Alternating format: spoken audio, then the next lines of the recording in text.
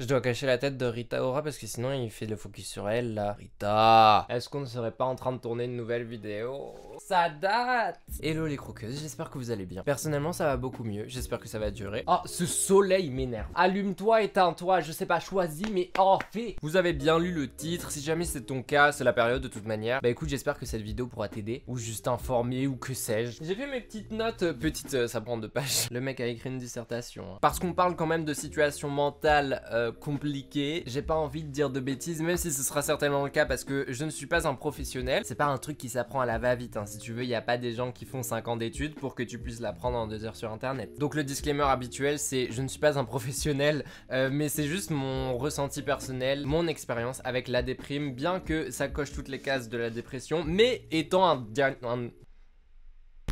un auto-diagnostic, l'orthophoniste. C'est pas un avis professionnel, donc je me prononcerai pas. Je pense qu'on peut y aller. Avant de commencer, il est important, je pense, de faire la différence entre déprime et dépression. De ce que j'ai compris, la déprime c'est un truc assez passager, du style bad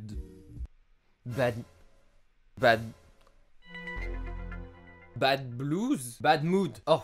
Ouais, je suis trop en bad mood. Ça, c'était la phrase tendance de ces dernières années. La dépression, quant à elle, s'inscrit dans la durée. J'ai l'impression d'être en amphithéâtre et de faire un cours. C'est génial, y a personne. Ainsi, selon l'assurance maladie, on ne peut parler de dépression que si les symptômes de la dépression se manifestent de façon quasi permanente pendant une période de supérieure à 2 semaines. Merci l'assurance maladie. Oh, d'ailleurs, il faut que je trouve une mutuelle. C'est pas le sujet de la vidéo. Il y a énormément de symptômes ou de caractéristiques propres à la dépression. Je vous laisserai plein de liens en barre d'infos pour essayer de différencier les deux et de vous informer sur les deux. Je répète que l'autodiagnostic c'est pas la meilleure des solutions, c'est juste à titre indicatif. Sinon il faut aller voir un professionnel. Il y a plein de façons, de manières de tomber dans ce genre d'état. C'est très courant en ce moment, les statistiques sont assez alarmantes. Mais apparemment il y a personne qui veut faire quelque chose. Mais on va situer le contexte puisque personnellement ça a débuté début novembre, juste en sortant d'Halloween. J'avais torché la blinde de taf en octobre. Pour le make-up, Halloween c'est vraiment genre la période la plus productive. Et du coup j'avais fait beaucoup de contenu et en général à la fin d'octobre il y a toujours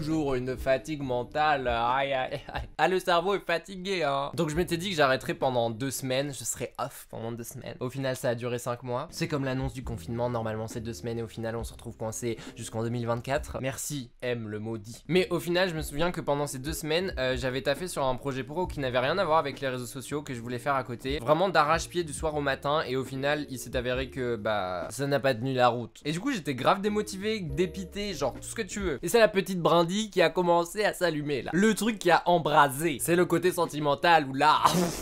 Wouh! Il fait chaud! Là c'était mort. Je me souviens en plus, j'avais des previews à envoyer, il y avait des partenariats qui se faisaient cette semaine-là. Et avec mon agent de l'époque, quand il y avait des échanges, on les faisait par vocaux. Et je me souviens avoir fait un vocaux en mode je suis désolé. Genre...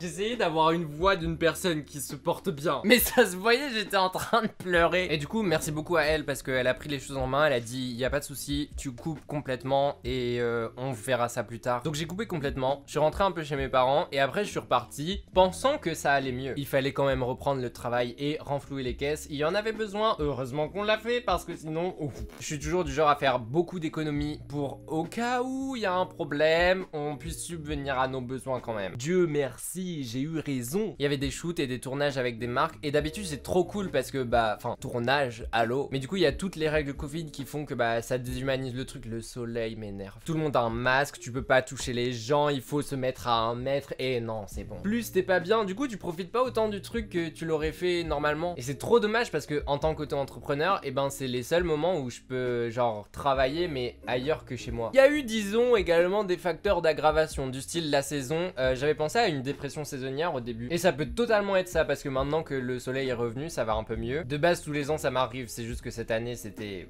Bon, le confinement, la solitude, forcément, les nuisances. Habitant à Paris, à côté de travaux et d'une voisine, vivant la nuit et non le jour. Je pense que ça joue énormément. C'en est arrivé à un point où je suis constamment obligé de mettre de la musique pour ne pas être dans le silence et entendre les bruits extérieurs, y compris la nuit, puisque je dors avec des bruits de pluie, pour ne pas entendre la voisine du haut qui parfois déménage son appartement. Malheureusement c'est des bruits du quotidien et je peux pas aller la voir et lui dire meuf arrête de marcher en fait. Enfin ça n'a pas de sens, c'est juste que je suis sensible au bruit et point. Il me faut une baraque à la campagne sans voisin au milieu des bois. Demande que ça, rien de plus. Et dernièrement ressentimental qui est ouah. Et le cœur là, vous voulez me faire mourir? Moi je vous dis les garçons, il y en a vous êtes des malades. Niveau conséquences sur mon moral et sur mon quotidien de manière générale, c'est trop bizarre parce qu'au départ j'avais pas mal de sauts d'humeur. Genre je pouvais être super joyeux et 10 minutes après pleurer toutes mes larmes sur le parquet. Drama queen. Et petit à petit j'ai commencé à remarquer que les journées elles se déroulaient toujours pareil. C'est-à-dire que le matin ça allait, la journée ça se dégradait et le soir c'était pas possible. J'en venais à un point où je commençais à compter les jours où je ne pleurais pas. Et quand tu en arrives là, c'est que c'est du sérieux. Mais pour autant, je pense que c'est important de pleurer parce que t'extériorises les choses. Donc c'est très bien et tu te sens tellement bien après l'avoir fait. Franchement, la vérité, j'avais plus de motivation. Enfin, la motivation était là, mais l'action, non. Tout le temps fatigué, alors que je me réveillais à 9h, 10h. Ça peut paraître pas si tard que ça pour certaines personnes. Mais de base, je me lève à 7h. Genre, si je me lève à plus de 8h, je considère que ma journée, elle est bousillée. J'arrivais plus à me concentrer, j'arrivais plus à travailler plus d'une heure grand max par jour. La plupart du temps, j'arrivais plus à travailler tout court. Donc littéralement zéro productivité et zéro organisation. En temps normal, j'ai un bullet journal dans lequel je fais mes to-do list, j'organise ma journée, etc. Que nenni, le monsieur était vide. Donc tout ça fait que tu commences à rentrer dans un cercle vicieux parce que t'es pas bien. Et comme t'es pas bien, tu fais rien. Et comme tu fais rien, t'es pas bien. Monsieur, il faudrait peut-être se décider. Tu te dis constamment, oui, il faut que je me bouge les fesses. Demain, je recommence à travailler. Je regarde des vidéos motivantes, top 10 des personnalités les plus inspirantes de la Terre. Mais ça ne fait rien. Ça te motive l'heure suivante ou la journée suivante, mais après c'est parti. Parce que le problème ne vient pas de là. En réalité, il y avait de la motivation, hein. Mais c'est quelque chose d'autre qui allait pas. Je sais pas quoi. Hein. Enfin si, mais... Bon, je ne m'exprimerai pas sur ce sujet ici. I do not want to comment. I do not want to comment. Je vais niquer ce soleil. Et franchement, je tire ma révérence aux gens qui sont dans cette situation et qui sont quand même obligés d'aller travailler. Qui n'ont pas le choix parce que soit c'est pas eux qui décident ou alors soit parce que bah financièrement c'est pas possible. Après, j'imagine que comme d'habitude, on s'adapte aux contraintes que bah on a. Mais en tout cas, courage à vous si jamais c'est votre cas. Sachez que je suis très admiratif. Même si vous êtes en cours d'ailleurs, les cours en visio là, je sais même pas comment vous faites pour réussir vos études encore. Donc au départ, ce que j'avais expliqué, c'est que le matin ça allait et le soir pas, et au fur et à mesure, et ben en fait ça n'allait pas toute la journée. Je me souviens où il y a des fois, il y a des potes qui m'appelaient en FaceTime et ils me retrouvaient genre dans le noir, tout seul chez moi. Et on te regarde, on te fait...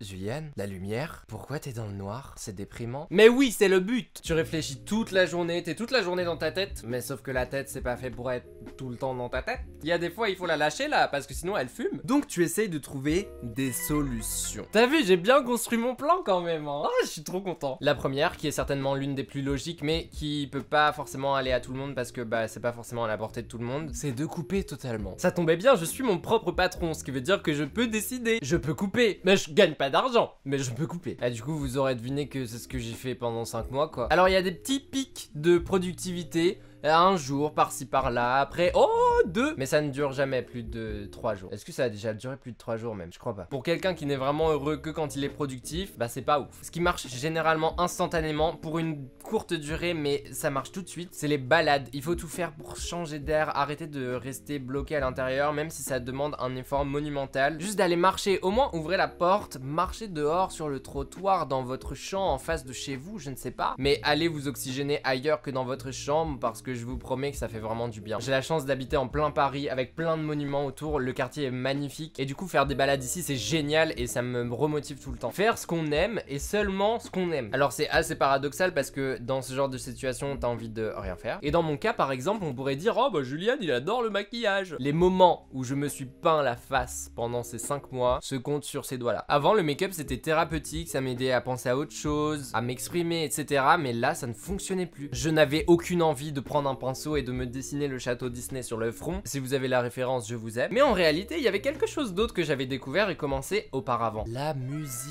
C'est magique. Le rituel, c'était qu'après la balade, je m'enferme dans mes toilettes. Ne me demandez pas pourquoi. Et je chantais pendant 1 heure, 2 heures. Alors je ne suis pas Beyoncé, mais ça me faisait énormément de bien et ça me fait toujours énormément de bien. Ça t'aide à extérioriser et j'ai remarqué depuis ce moment-là que maintenant j'accorde énormément d'attention au texte des chansons. Il faut que maintenant les paroles fit le mood dans lequel je suis au moment où je chante la chanson. Sinon c'est pas bon. Je me suis même mis à faire du piano. C'est littéralement ce qui m'a sauvé la life il y a genre 3 semaines. Il y a une pote qui est venue chez moi et qui m'a dit mais en soi, là tu fais rien, donc enfin fais de la musique à 100%, donne-toi à fond dedans, même si ça donne rien après, on s'en fout. Mais dans tous les cas, tu ne pourras pas perdre plus de temps que si tu ne fais rien. Autant rentabiliser et faire quelque chose. Ça tombait à pic parce que j'ai eu une seconde vague de déprime, jamais assez.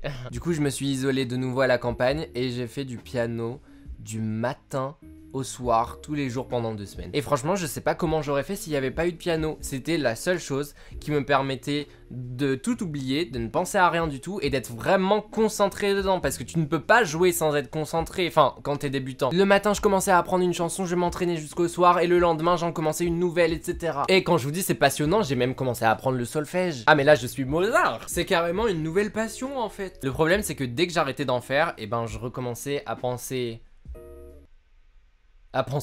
et c'était pas bon. Donc il a fallu un peu de temps, mais 2 semaines après, ça va mieux. Et après tout ça, il faut faire le point, et c'est donc ce que j'ai fait aujourd'hui. Parce que les notes pour cette vidéo, en fait je me rends compte que bah c'est ma manière de faire mon point à moi. On m'a demandé à plusieurs reprises qu'est-ce que tu veux réellement faire, parce que je vais pas vous cacher qu'il y a eu énormément de remises en question, et donc bah t'en viens à te dire mais je suis qui? Et je me suis posé devant une feuille de papier à écrire tout ce que je savais faire, tout ce que j'aimais faire et tout ce que je pourrais faire. Mais il y a rien qui me satisfait réellement et je peux pas me projeter dans un seul truc. Et pourquoi les nuages? Pourquoi? Aïe aïe aïe. Si vous êtes une personne qui peut se projeter et qui fait des plans longtemps à l'avance, bah je pense que ça peut peut-être fonctionner. Personnellement c'est pas mon cas et j'ai toujours fonctionné en mode bah je prendrai ce qui vient et en fonction de mes expériences et de ce qui se passera. Après pour autant j'ai jamais eu de doute sur le fait que j'arriverai à obtenir ce que je veux et à réaliser mes objectifs et à être heureux pour la vie. Et donc après avoir fait le point, et ben il faut passer au changement. Premier changement que j'ai fait, j'ai quitté l'agence d'influence dans laquelle j'étais. Ça fait 2 ans, ça s'est toujours bien passé et j'en suis arrivé à un point où que je travaille ou que je travaille pas, bah il y avait toujours des contrats qui arrivaient et du coup moi ça me permettait d'avoir de l'argent, etc. C'est trop cool. Enfin je veux dire l'objectif premier c'est de pouvoir vivre de ce qui me passionne et ça peut paraître un peu zinzin pour certains jusque là, mais le problème est que j'avais besoin d'un coup de pied aux fesses. Et je me suis dit que ce coup de pied aux fesses ça pouvait être le fait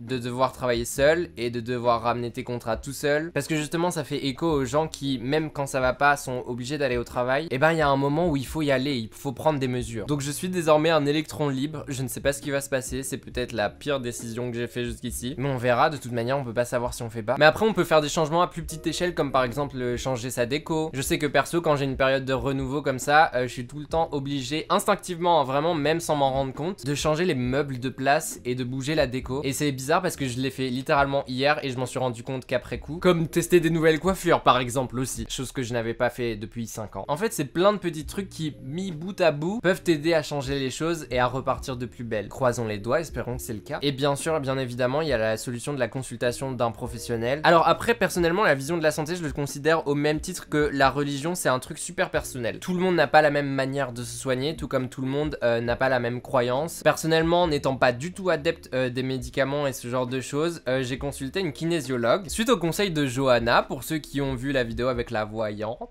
D'ailleurs je tiens à dire que les prédictions de la première partie de cette vidéo se sont révélées vraies. C'est comme s'il y avait encore une étape alors, une étape où vous risquez de souffrir un peu émotionnellement. Enfin pour ceux qui remettent en doute les pouvoirs de Johanna, allez vous recoucher, parce que tout s'est produit exactement comme elle l'avait prédit, tout.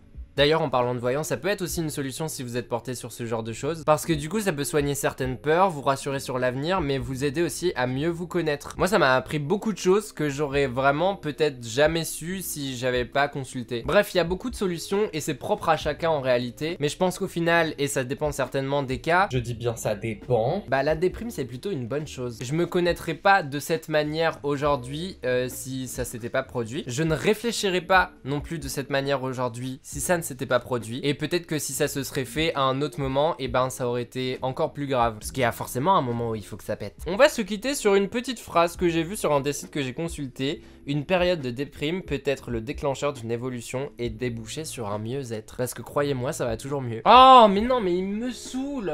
Nous allons nous quitter sur ceci, je vous laisse plein de liens en barre d'infos, plein de numéros, et je vous souhaite bon courage, même si ça n'aura aucune incidence sur votre état, si jamais c'est votre cas actuellement. Quoi qu'il arrive, c'est pas simple de gérer ce genre de choses, d'autant plus quand on est tout seul. Essayez de vous entourer des bonnes personnes, de parler un peu comme d'habitude, de parler des choses, ça les rend tout de suite un peu moins graves dans notre tête. C'est normal de ne pas se sentir bien, hein, c'est normal que parfois ça puisse durer plus ou moins longtemps, quelques jours, quelques semaines, quelques mois, quelques années. C'est chiant mais c'est comme ça. Il faut laisser le temps au cerveau et au corps de s'adapter aux événements et aux changements qu'on peut subir. Et c'est clairement pas une faiblesse que de prendre ce temps-là, au contraire, ça demande beaucoup plus d'énergie, c'est une force. Et je peux pas vous faire la promesse mes DM sont ouverts si besoin parce que je suis pas une personne à message et que je mets beaucoup de temps à répondre. Qu'il y ait qu'un seul message ou qu'il y en ait 100 000, je me fais toujours défoncer. Mais sachez que si vous en avez quand même besoin ou si vous en ressentez l'envie, eh ben c'est possible. Je me bougerai un petit peu les fesses de mon côté. Merci beaucoup à vous et on se retrouve certainement, peut-être, la semaine prochaine pour une nouvelle vidéo. Qui sait? En attendant, je vous fais plein de gros bisous. Bisous!